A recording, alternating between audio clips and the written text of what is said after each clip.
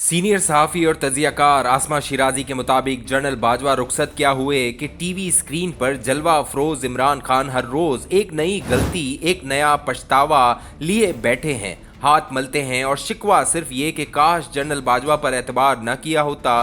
General Bajwa के दुख की दास्तान भी कुछ कम नहीं। इस्लामाबाद के अहम ऐवानों और सियासी हलकों में गुजरते दिसंबर में ये बहस दबे लफ्ज़ों जगह ले चुकी थी कि 15 साला मंसूबा तश्कील पा चुका, जिसे किसी सूरत तकमील से रोका नहीं जा सकता। एतराफ़ और पछतावे, एहसास और इदराक, जवाल और मलाल के इन लम्हों में राज और हमराज दोनों अलग अलग सफ़ों पर हैं। वो जो खुशी और गम की सांझ रखते थे अब सिर्फ दर्द के किस्से बयान कर रहे हैं। वक्त कहाँ से कहाँ ले आया है। ताकत की मुसलस में 3 में 1 या 1 में 3 का जो फार्मूला तरतीब दिया गया था, इस मुसलस के बाजू भी हर चंद मजबूत किए गए, ताहम तिकोन में दरार बाहर से नहीं बल्कि अंदर से आई। वरना कौन था जो ताकत की इस तिकोन को तोड़ सकता।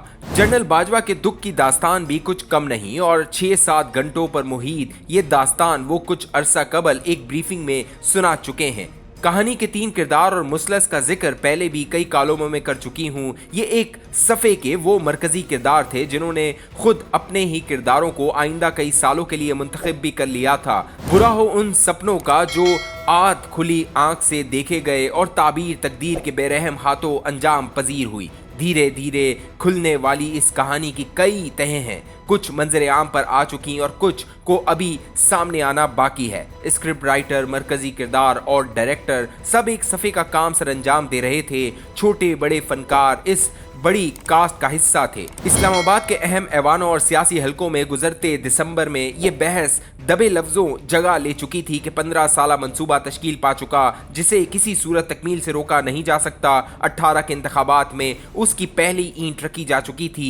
PDM जमातों में तशवीश थी कि जमहूरी निज़ाम में गैर जमहूरी पेवंदकारी और पार्लिमानी निज़ाम में गैर पार्लिमानी मंसूबा तरतीब दिया जा चुका, जिसकी आखिरी मंजिल सदारती निज़ाम थी। कई खदशात में डूबी PDM क़यादत अदम एतमाद के एजेंडे पर इकट्ठी हुई तो ताकत की मुसलस जमा होने की बजाय तकसीम होती दिखाई दी। ये वो वक्त था जब जनरल बाजवा तहरीक के साथियों को एक जगह रखने की भरपूर कोशिश कर रहे थे। PTI में शामिल एक शख्सियत जो तब PTI का हिस्सा थी और तहरीक इंसाफ छोड़ने के लिए पर तोल रही थी, खुद उसे जनरल बाजवा के दफ्तर से पैगाम भिजवाया गया कि वो PTI न छोड़ें, क्योंकि अगले इंतखाबात में तहरीक इंसाफ ही वो वाहिद जमात है जो कामयाब होगी। याद रहे ये वो दिन थे जब तहरीक इंसाफ इंतहाई गैर मकबूल हो चुकी थी और अपने वजन पर गिर रही थी, मगर फिर आसिफ अली जरदारी और नवाज शरीफ ने गिरती इस दीवार को आईनी तरीके से हटाना बेहतर समझा। जनरल बाजवा ने अदम एतमाद आने पर सिर्फ तहरीक इंसाफ को सहारा ही नहीं दिया बल्कि कई एक जमातों से खुद राब्ता करके इमरान खान का साथ देने का कहा।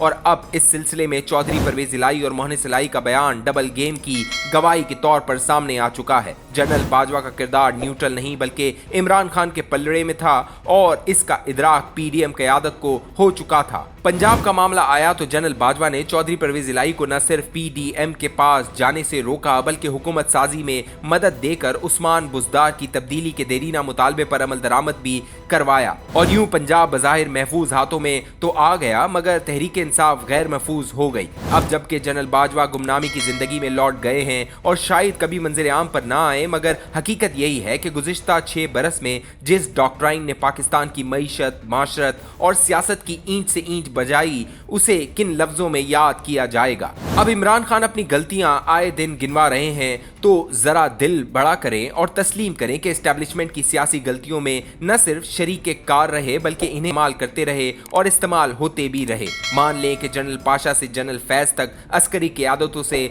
मुल्क फैजियाब हुआ या नहीं, कप्तान जरूर फैजियाब होते रहे। पछतावे और अफसोस का ये मौसम न जाने कितना तवील है, मगर अभी इसमें एक और बाब का इजाफा होने वाला है। आहिस्ता आहिस्ता कहानी के सब किरदारों को मंजर आम पर आना है। पर्दा अभी गिरा नहीं और पर्दा शायद अभी गिरेगा भी नहीं। इंतजार फरमाइए।